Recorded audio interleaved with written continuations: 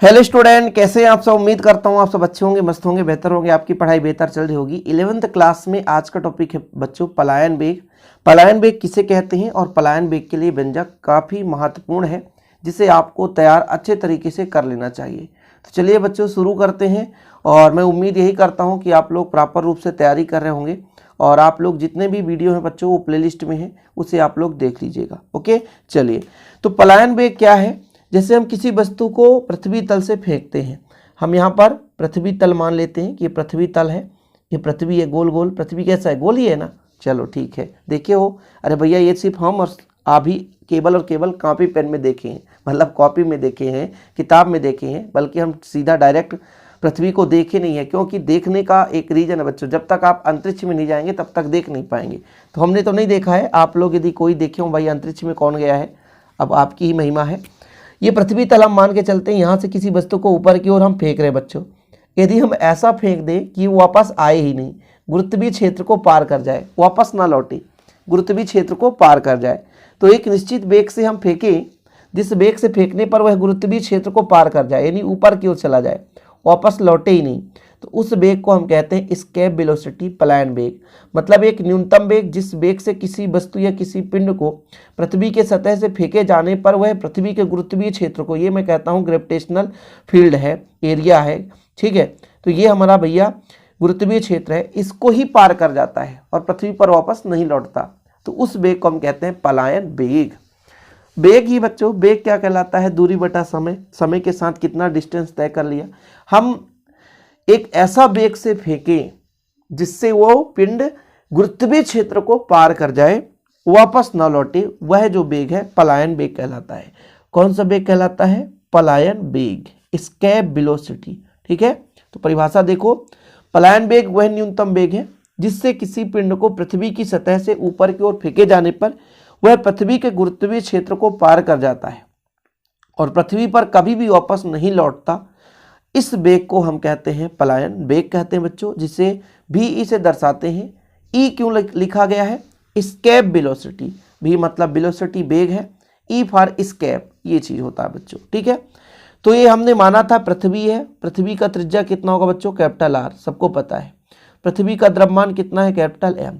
और यहाँ से हम जो पिंड फेंक रहे हैं उसका द्रव्यमान कितना है? Small m. कितना? Small M.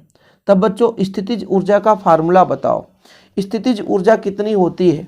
स्थितिज ऊर्जा का फार्मूला इसके पहले जस्ट मैंने कराया था, माइनस जी एम एम बटा आर। आर दूरी पर इसकी स्थितिज ऊर्जा कितनी होगी? तो ये बच्चों माइनस जी एम एम बटा आर। ये आर ये इसलिए बता रहा है कि पिंड अभी यहाँ पर है, एम द्रव्यमान का, इसके लिए आर। यदि मान लो यहाँ से यहाँ तक स्मॉल आर होता, उसके लिए हम स्थितिज ऊर्जा क्या कह देते? उसके लिए स्थितिज ऊर्जा हम कह देते माइनस जी एम एम, केंद्र से दूरी स्मॉल आर, तो स्मॉल आर कर देते। ये जो दूरी है केंद्र से मानी जाती है बच्चों, ठीक है।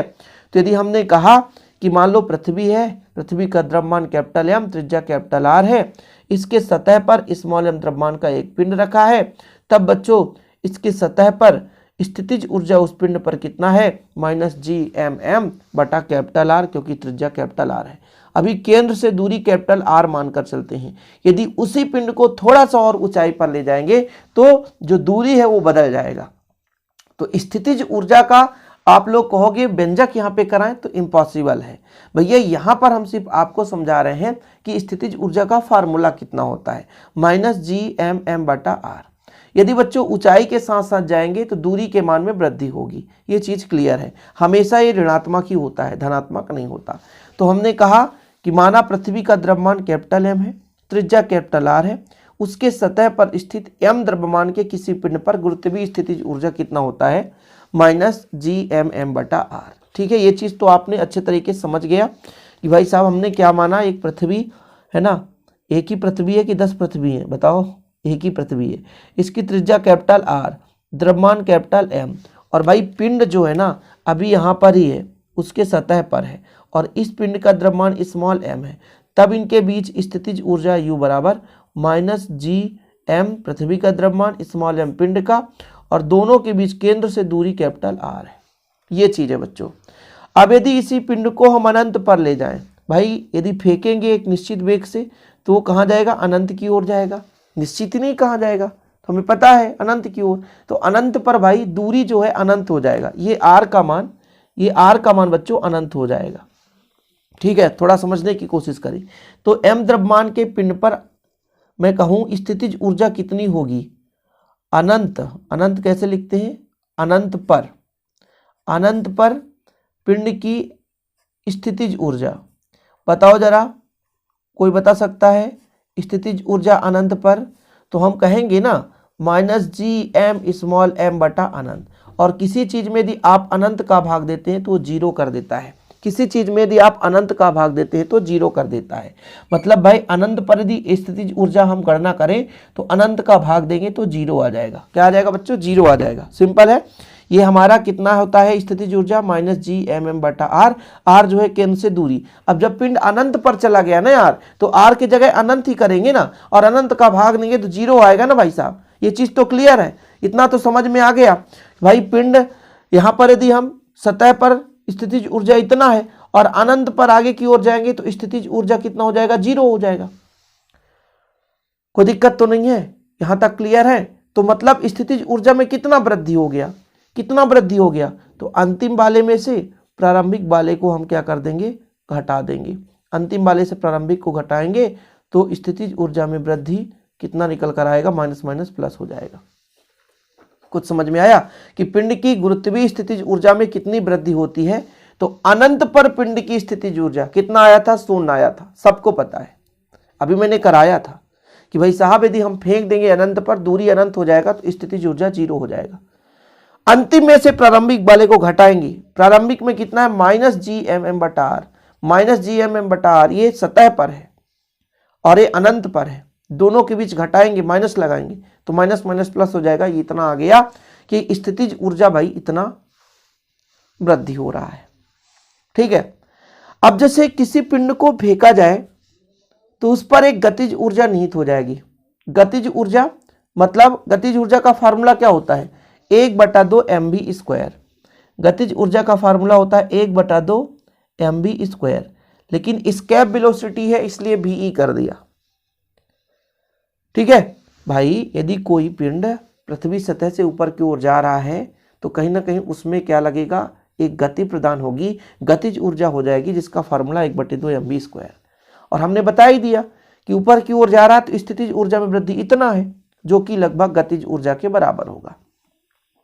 पिंड की जो स्थितिज ऊर्जा में वृद्धि है बच्चों, उसके गतिज ऊर्जा में वृद्धि के बराबर होगा, यानी गतिज ऊर्जा में जो भी वृद्धि हो रही है गतिज ऊर्जा जितनी है उसके बराबर होगा। मतलब ये जो 1/2 mv² है, ये गतिज ऊर्जा जो है बच्चों वो स्थितिज ऊर्जा में वृद्धि के बराबर है। स्मॉल m से स्मॉल m काट दो, वेग निकालो तो कितना हो जाएगा, 2gm बटा r।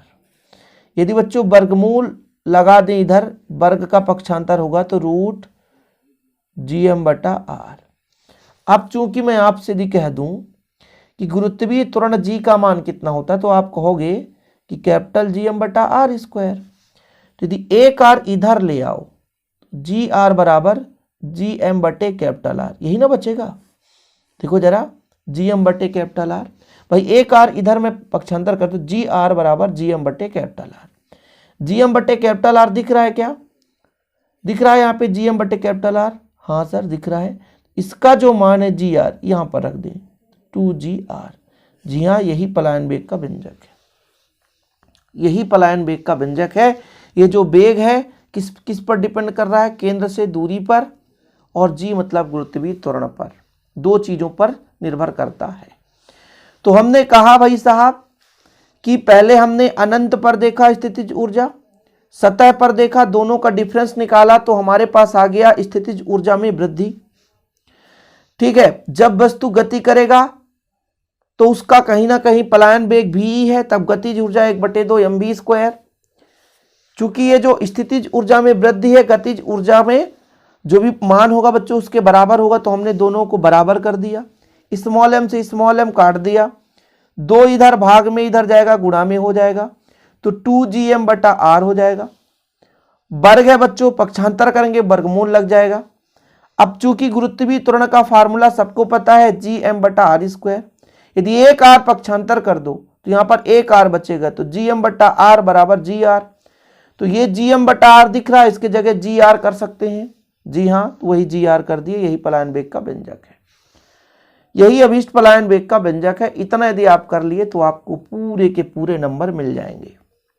यदि क्वेश्चन आ जाए कि पलायन वेग किन किन कारकों पर निर्भर करता है बच्चों, तो एक तो गुरुत्वीय त्वरण पर, और दूसरा पृथ्वी के सतह से दूरी। यहाँ पे r पृथ्वी की त्रिज्या है, लेकिन हो सकता है भाई साहब त्रिज्या r के जगह कुछ और मान मतलब ऊंचाई पर ले जाए, तो गुरुत्वीय त्वरण केंद्र पर भी डिपेंड करता है, केंद्र से दूरी पर डिपेंड करता है। फिलहाल आज के लिए इतना ही बच्चों। पलायन वेग एक बार फिर से आप परिभाषा लिख सकते हैं कि पलायन वेग वह न्यूनतम वेग है जिससे किसी पिंड को पृथ्वी की सतह से ऊपर की ओर फेंके तो पृथ्वी के गुरुत्वीय क्षेत्र को पार कर जाए, वह पृथ्वी पर कभी भी वापस नहीं लौटे, वह वेग पलायन वेग कहलाता है।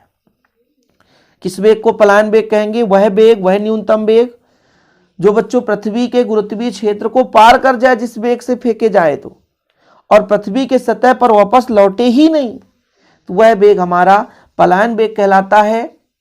और यदि हम बात करें पृथ्वी का पलायन वेग को तो 11.2 होगा, है ना, 11.2 किलोमीटर पर सेकेंड। बहुत ही महत्वपूर्ण, 11.2 मीटर पर सेकेंड।